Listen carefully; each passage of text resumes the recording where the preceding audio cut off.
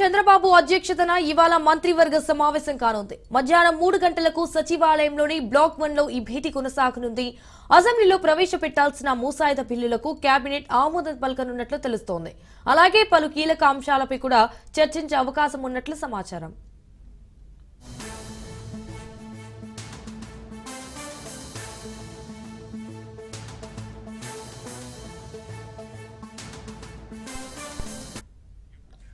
ఇదే విషయానికి సంబంధించి మరిన్ని డీటెయిల్స్ మా ప్రతినిధి క్రాంతి ఫోన్ ఇన్ ద్వారా అందిస్తారు. క్రాంతి, సీఎం చంద్రబాబు అధ్యక్షతన అయితే ఇవాళ మంత్రివర్గ సమావేశం కానుంది అన్నట్టు తెలుస్తోంది. సో దీనికి సంబంధించిన అప్డేట్స్ ఏంటి?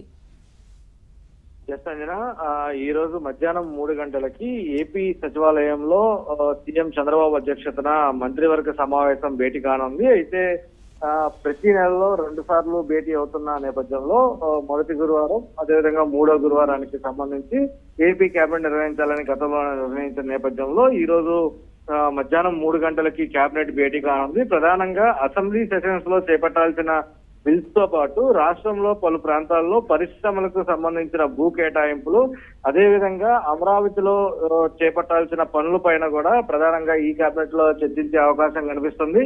పూర్తి స్థాయిలో ఇప్పటికే అటు ఎన్నికల కోడ్ ముగిసిన నేపథ్యంలో అమరావతిలో అటు కాంట్రాక్టర్లను పిలవడంతో పాటు టెండర్లు వేయటం, అదేవిధంగా కాంట్రాక్టర్లకి పని ఇవ్వడంతో పాటు అమరావతిలో సర్వేగంగా పనులు నిర్వహించాలనే ఉద్దేశంలో ప్రభుత్వం ఉన్న నేపథ్యంలో దానికి సంబంధించి కూడా ఈ కేబినెట్ లో ప్రధానంగా చర్చించే అవకాశం కనబడుతుంది. ఇక ఈ అసెంబ్లీ సెషన్స్ లో కొన్ని కీలకమైన బిల్స్ కూడా తీసుకొచ్చే నేపథ్యంలో దానికి సంబంధించి కూడా ఈ కేబినెట్ భేటీలో ప్రధానంగా చర్చించే అవకాశం కనబడుతుంది. ఇక రాష్ట్రంలో ఇప్పటికే పలు ప్రాంతాల్లో పారిశ్రామికవేత్తలకి సంబంధించి వచ్చిన పరిశ్రమలకి భూములు కేటాయింపు అంశానికి సంబంధించి గతంలో కూడా అనేక మంది పరిశ్రమలు రాష్ట్రానికి వచ్చాయి. అదేవిధంగా ఇప్పటికే చర్చలు కూడా జరిగిన నేపథ్యంలో వాటికి భూ కేటాయింపుల అంశం మీద కూడా ఈ రోజు ప్రధానంగా కేబినెట్ లో చర్చ జరిగి భూ కేటాయింపులకు సంబంధించి కూడా ఒక నిర్ణయం తీసుకునే అవకాశం కనబడుతుంది. ఈ రోజు జరిగే మంత్రిమండలి సమావేశంలో పూర్తి స్థాయిలో వీటిపైన ప్రధానంగా చర్చించే అవకాశం కనబడుతుంది. అనంతరం రాజకీయ పరమైన చర్చ జరిగే అవకాశం కనబడుతుంది. ఇక శాసనసభ్యుల ఎమ్మెల్సీలకు సంబంధించి కూడా టీడీపీ ఆశావాహులు, అదేవిధంగా కూటమిలో ఎవరెవరికి ఇవ్వాలి ఇప్పటికే జనసేనకి కేటాయించిన నేపథ్యంలో అటు బీజేపీ కూడా ఒక స్థానాన్ని కోరుతున్న నేపథ్యంలో అటు బీజేపీకి హైకమాండ్ ఏ నిర్ణయం తీసుకుంది, అదేవిధంగా టీడీపీ నుంచి వచ్చిన ఆశావాహులు వీటిపైన కూడా అంతరంగికంగా కేబినెట్ ముగిసిన తర్వాత చంద్రబాబు మంత్రిమండలిలో చర్చించే అవకాశం అయితే కనిపిస్తుంది. Sanjana. Right Kranti, thank you for the updates.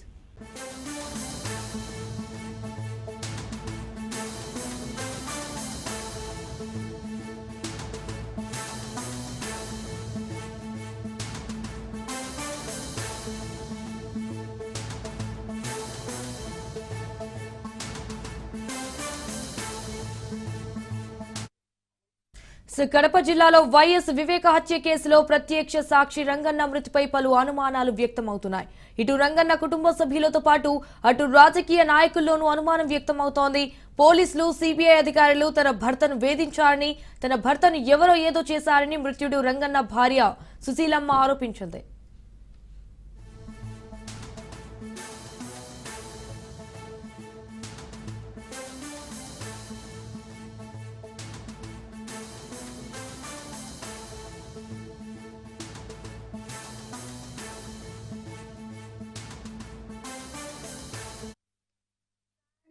పిల్లల్ని రమ్మను, కొడుకలను రమ్మను. గంట సేపు హాస్పిటల్కి పోతే నేను గంట సేపుకు అక్కడ దూచి మానకాల, వాళ్ళేమో ఇక్కడ ఉండాలా. ఇంకా ఇట్లా అంటున్నానని అసలు వాళ్ళు నాకు చెప్పను కూడా చెప్పరు. బయట కూర్చోవడం, బయట ఒక అయిపోయి తింటే ఇయ్యాలకి పోతాడు. దీని గురించి మాట్లాడినా నేను. అనుమానం అయిపోయిన హాస్పిటల్ వాళ్ళు తీసుకుపోయిందే నాకు అనుమానం. అయిపోయి చెప్తాడంట, నన్ను హాస్పిటల్కి తీసుకుపోండి అంటే నీ పిల్లల్ని రాలే మేము తీసుకుపోలే, నీ పిల్లల్ని రాలే మేము పిలుచు మేము వచ్చాము. ఇదే ఇదేనందుకు వాళ్ళు ఉన్నారు కదా అని అంటే వాళ్ళు నువ్వు వచ్చినా వచ్చారంట, లేకుంటే లేదంట అని ఇయ్యప్ప అంటాడు. ఏం చేయాలా? అట్లా ఇప్పుడు నవిసించి కొట్టి అయిపోకు అసలు మన శృతి లేకుండా పోయినారు. 2020లో నుంచి టీవీ వాళ్ళు కొట్టారు, ఎవరు కొట్టారు మేము చూడలేదు కదా. పరిస్థితి ఏమో దారుణంగానే ఉంది. లేలేక, కూర్చోలేక, పడలేక.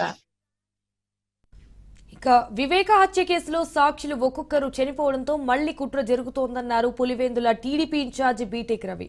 వివేక హత్య కేసులో ప్రధాన నిందితుడిగా ఉన్న దస్తగిరి అప్రూవర్ గా మారాడని, అతనికి గట్టి భద్రత ఏర్పాటు చేయాలని ప్రభుత్వాన్ని కోరుతానన్నారు బీటెక్ రవి. వివేకానందరెడ్డి కేసు రాష్ట్ర వ్యాప్తంగా కూడా ఎంతో ప్రాధాన్యత సంతరించుకున్న కేసు. ఆ కేసులో తర్వాత నిన్న చనిపోవడం ఆయన చనిపోయిన విధానం కూడా ఏంటంటే బ్రేక్ఫాస్ట్ గా బయట నుంచి ఒక దోశ తెప్పించి ఇచ్చింది వాళ్ళ వారే. గన్మెన్ గా నవీన్ రెడ్డి అనే అతను ఉన్నాడు. ఆ దోశ తిన్న తర్వాత ఆమె అంగన్వాడీ ఆయా టీచర్ గా పనిచేస్తుంది కాబట్టి ఆమె జాబ్లోకి వెళ్ళిపోయిన తర్వాత ఇతనికి ప్రాబ్లం ఉంది, నాకు ఇబ్బందిగా ఉంది, హాస్పిటల్కి తీసుకోండి. దాదాపు మధ్యాహ్నం 12:30 గంటల ప్రాంతంలో వాళ్ళ భార్యను రమ్మని వాళ్ళ భార్య తర్వాత గన్మెన్ నవీన్ రెడ్డి కలిసి పులివెందుల హాస్పిటల్కి తీసుకు అక్కడి నుంచి వాళ్ళు తర్వాత రిమ్స్ కు రెఫర్ చేస్తే అక్కడికి పోయిన తర్వాత సాయంత్రము ఆయన చనిపోవడం. ఈ రోజు ఇది ఎంత దారుణమైన విషయం అంటే ఈ రోజు సాక్షి ఛానల్లో ఆయన పోలీసు వాళ్ళు విపరీతంగా కొట్టినారు, పోలీసులు దెబ్బలు తట్టుకోలేక తర్వాత రంగమ్మ భార్య సుశీల స్టేట్మెంట్ ఇచ్చినట్లు సాక్షిలో స్ట్రోలింగ్ అంతా వేస్తాను. ఎందుకు మేము ఇంత ఆందోళన చెందుతున్నాము, మేము ఎందుకు ఇంత తపన పడుతున్నామంటే ఒకసారి ఆల్రెడీ మేము మోసపోయాం. మీ కల్లబొల్లి మాటలు విని హార్ట్ అటాక్ అంటే మేము కూడా హార్ట్ అటాక్ అని మోసపోయి ఆ రోజు మా ముఖ్యమంత్రి నారా చంద్రబాబు నాయుడు గారు కూడా ఇంట్లో మనిషిని ఇంత దారుణంగా వీళ్ళు చంపుకునే పరిస్థితి ఉండదులే అని మేము కూడా మోసపోయినాం ఆ రోజు.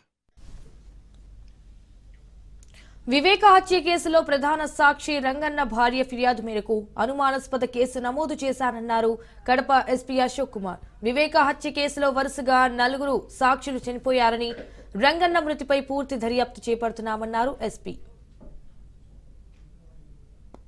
వివేకానందరెడ్డి గారి హత్య కేసులో ప్రధానమైనటువంటి పులివెందులకు చెందిన రంగయ్య, అప్పుడు వాచ్మెన్ గా పనిచేసినటువంటి వ్యక్తి నిన్న సాయంత్రం 6:43 గంటలకి రిమ్స్ హాస్పిటల్ కడపలో చికిత్స పొందుతూ మరణించడం జరిగింది. నిన్న మధ్యాహ్నం 12 గంటలకు అస్వస్థతతో బాధపడుతున్నటువంటి అతన్ని పులివెందుల గవర్నమెంట్ హాస్పిటల్కి తీసుకొని పోవడం జరిగింది. అక్కడ నుంచి రిమ్స్లో చికిత్స పొందుతూ మరణించారు. ఈ యొక్క వివేకానంద రెడ్డి హత్య కేసులో ప్రధానమైనటువంటి ముద్దాయి చనిపోవడం హై ప్రొఫెషనల్ మర్డర్గా మనము అనుమానిస్తా ఉన్నాం. దీంట్లో భాగంగా బ్యాక్గ్రౌండ్లో ప్రమేయం ఉంది. అదేవిధంగా ఈ అనుమానాన్ని అన్ని కోణాల్లో కూడా దర్యాప్తు చేయడం కోసము ప్రయత్నాలు చేస్తాం. దీంట్లో భాగంగా ఇంతకు ముందు కూడా ఇదే విధంగా ప్రధానమైనటువంటి సాక్షులు 2019 నుంచి 24 మధ్యలో 5 నుంచి 6 మంది చనిపోవడం జరిగింది. అందులో భాగంగా శంకర్ రెడ్డి 2019లో చనిపోవడం జరిగింది. అదేవిధంగా గంగాధర్ రెడ్డి 2022లో చనిపోవడం జరిగింది. వైఎస్ అభిషేక్ రెడ్డి 2024 సెప్టెంబర్లో చనిపోవడం, నారాయణ అనే వ్యక్తి చనిపోవడం జరిగింది. ఇప్పుడు రంగన్న 2025.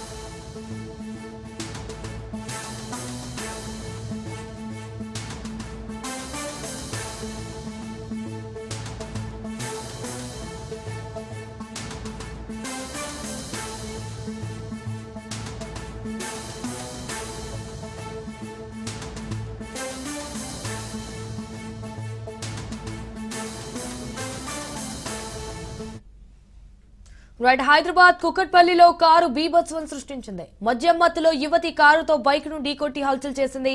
అంతేకాదు బైక్ వాహనదారుని కూడా బెదిరించింది.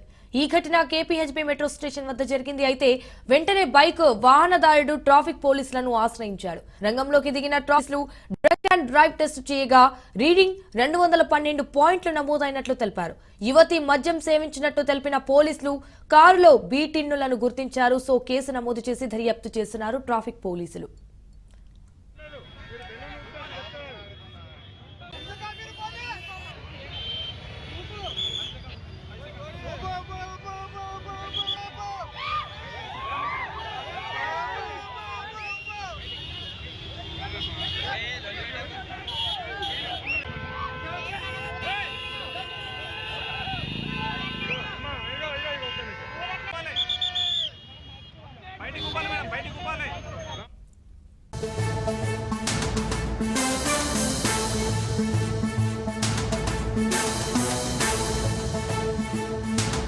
సీఎం రేవంత్ రెడ్డి నేడు ఢిల్లీకి బయలుదేరనున్నారు. పర్యటనలో భాగంగా ముఖ్యమంత్రి Revanth, deputy CM Bhatti Vikramarka, AICC పెద్దలను కలవనున్నారు. ఇక ఎమ్మెల్యే కోట ఎమ్మెల్సీ అభ్యర్థిత్వాలపై అధిష్టానంతో చర్చించనున్నారు. దీంతో 2 లేక 3 రోజుల్లో క్లారిటీ రానుంది. అంతకు ముందే అభ్యర్థుల షేర్లు ఖరారు, ఇటు పేర్ల ఖరారుపై కూడా పార్టీ నేతలతో సీఎం రేవంత్ చర్చించనున్నారు. అదే నివేదిక ఏఐసీసీ పెద్దలకు సీఎం రేవంత్ అందించనున్నారు.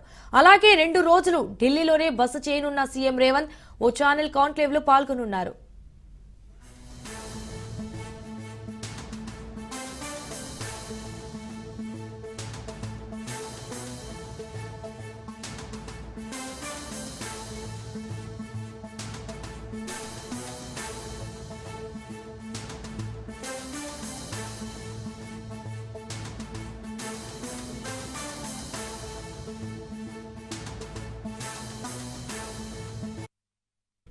అసలు సీఎం రేవంత్ రెడ్డి నేడు ఢిల్లీకి బయలుదేరనున్నారు. పర్యటనలో భాగంగా ముఖ్యమంత్రి Revanth, deputy CM Bhatti Vikramarka, AICC పెద్దలను కలవనున్నారు.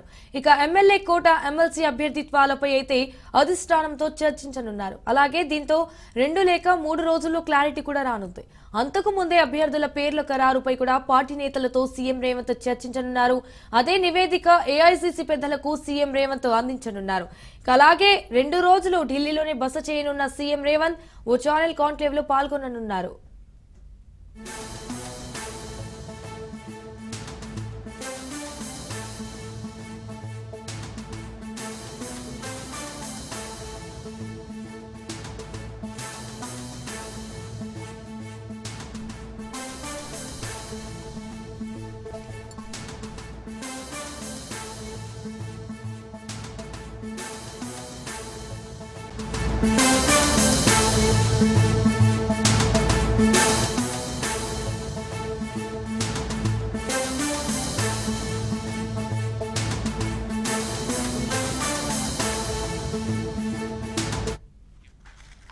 ఎస్ఎల్బీసీ టన్నెల్లో సహాయక చర్యలు కొనసాగుతున్నాయి. 14వ రోజు రెస్క్యూ ఆపరేషన్ జరుగుతోంది.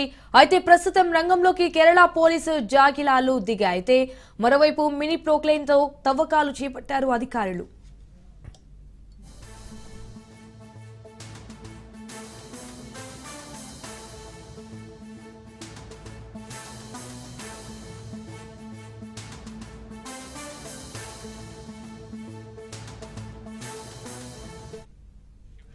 డిపిఆర్ డేటా ఆధారంగా టన్నెల్లో తవ్వకాలు జరుపుతుండగా 4 చోట్ల తవ్వకాలు పూర్తయ్యాయి. మిగతా 4 చోట్ల తవ్వకాలు కొనసాగుతున్నట్లు తెలుస్తోంది. అదే మరోవైపు తవ్వుతున్న చోట నీరు ఉబికొస్తోంది. దీంతో భారీ మోటార్లతో టన్నెల్ నుంచి నీటి పంపింగ్ చేస్తున్నారు. టన్నెల్లో మట్టి, బురద భారీగా పేరుకుపోయింది. అయితే మట్టి, బురదను ఫైర్ జెట్ వాటర్ పంప్స్ తో తొలగిస్తున్నారు.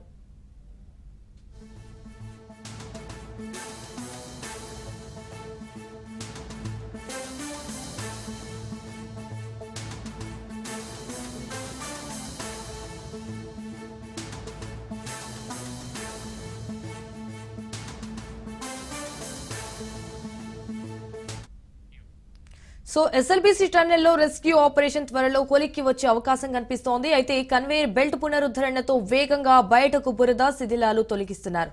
అండ్ టీబీఎం మిషన్ కటింగ్ తుది దశకు చేరుకోగా ప్రోక్లైన్ మిషన్ ద్వారా బురద క్లీనింగ్ చేస్తున్నారు. ఇటు జీపీఆర్ మిషన్ గుర్తించిన 4 ప్రాంతాలలో తవ్వకాలు పూర్తి చేశారు. మరో 4 ప్రాంతాలలో తవ్వకాలు కొనసాగుతున్నాయి. లోకో ట్రైన్ చివరి ప్రమాద స్థలి వరకు వెళ్లేందుకు రెస్క్యూ టీం రూట్ క్లియర్ చేస్తోంది. రైట్, ఇక ఇదే విషయానికి సంబంధించి మరిన్ని డీటెయిల్స్ మా ప్రతినిధి సాగర్ ఫోన్ ద్వారా అందిస్తారు. సాగర్, ఈరోజు అక్కడ సిచ్యువేషన్ ఎలా ఉంది సాగర్? ఎస్ఎల్బీసీ ప్రమాద ఘటన జరిగి నేటికి 14 రోజులు గడుస్తుంది. ఉత్కంఠ మాత్రం పెరుగుతూనే ఉంది. వైపు 14 రోజుల నుండి కూడా దాదాపుగా దేశవ్యాప్తంగా 12 పైగా కూడా రెస్క్యూ బృందాలన్నీ కూడా పనిచేస్తున్నాయి. లోపలికి 14 కిలోమీటర్ వరకు వెళ్లి కూడా ఈ బృందాలన్నీ సహాయక చర్యలను యుద్ధ ప్రాతిపాదికన అయితే నిర్వహిస్తున్నాయి. దీనికి సంబంధించి నిన్న ఏదైతే క్యాడవర్ డాగ్స్, ఈ డాగ్స్ స్పెషల్ ఏంటంటే కేరళ నుంచి తెప్పించారు. ఈ డాగ్స్ అన్ని కూడా దాదాపు భూమి లోపల 15 ఫీట్ల లోపల ఉన్నా కూడా ఎక్కడైనా మానవ ఆనవాళ్లు కనిపించినా కూడా ఈ డాగ్స్ పసిగట్టి వాటిని చూపిస్తాయంటూ కూడా ఆ డాగ్స్ ను కూడా నిన్న తీసుకురావడం జరిగింది. ఇప్పటికే 12 రోజుల వరకు 11 రోజుల వరకు కూడా కన్వేయర్ బెల్ట్ పని చేయకపోవడంతో 12వ రోజు చేరుకున్న దశలో జైపీకి సంబంధించిన ఇంజనీర్లంతా కూడా కన్వేయర్ బెల్ట్ ను పునరుద్ధరించారు. ఇప్పుడు ప్రస్తుతానికైతే లోపల నుండి ఉన్న మట్టి, బురద, తర్వాత శిథిలాలన్నీ కూడా వేగవంతంగా బయటకు తీసుకొస్తున్నాయి కన్వేయర్ బెల్ట్ ద్వారా. ఒక్కో షిఫ్ట్ కూడా రెస్క్యూ బృందాలన్నీ 120 మంది పనిచేస్తున్నారు. 120 మంది నుండి కూడా ఏదైతే లోపల ఉన్న మట్టి, బురదనంతా కూడా వాళ్ళు కన్వేయర్ బెల్ట్ మీద వేస్తున్నారు. దానికి సంబంధించి కన్వేయర్ బెల్ట్ బయటకి తీసుకొని వస్తుంది. దీనికి సంబంధించి ఇప్పటికే జేసీబీ సహాయంతో అయితే లోపల ఉన్న మట్టి, బురదను కూడా తవ్వుతూ బయటకు తీసుకొస్తున్న పరిస్థితి అయితే కనిపిస్తుంది. మొత్తానికి అయితే ఎన్జీఆర్ఐ బృందం గతంలోనే 8 స్పాట్లను గుర్తించింది. ముందుగా 4 స్పాట్స్ గుర్తించిన నేపథ్యంలో అక్కడ ఎన్జీఆర్ఐ అంతా కూడా మార్కు చేశారు. దాని తర్వాత టీబీఎం టనల్ బోరింగ్ మిషన్ ముందు భాగంలో 3 మీటర్ల ముందు భాగంలో అయితే దాదాపు 7-8 అడుగుల లోపల మరో 4 స్పాట్స్ ఉన్నట్టు కూడా గుర్తించారు. అదంతా కూడా మార్క్ చేసిన నేపథ్యంలో ముందుగా ఉన్న 4 మార్క్ చేసిన స్పాట్స్ అన్ని కూడా అక్కడ తవ్వకాలు జరిపారు. తవ్వకాలు జరిపిన అనంతరం కూడా అక్కడ టన్నెల్ బోరింగ్ మిషన్ సంబంధించి కొన్ని పరికరాలు కూడా బయటపడ్డట్టు కూడా అధికారులు అయితే అంచనాకు వచ్చినట్టయితే కనిపిస్తుంది. మొత్తానికైతే కూడా ఈ ఏదైతే ప్రమాద సంఘటనకు సంబంధించి 14 రోజులు గడిచింది. ఉత్కంఠ మాత్రం పెరుగుతూనే ఉంది. వైపు కుటుంబ సభ్యులకు సంబంధించి ఇటు ప్రభుత్వం, తర్వాత అక్కడ ఉన్న జేపీకి సంబంధించిన యాజమాన్యం కూడా వాళ్ళకు హామీ ఇచ్చినట్టుగా కూడా తెలుస్తుంది Sanjana. Right Sagar, thank you for the updates.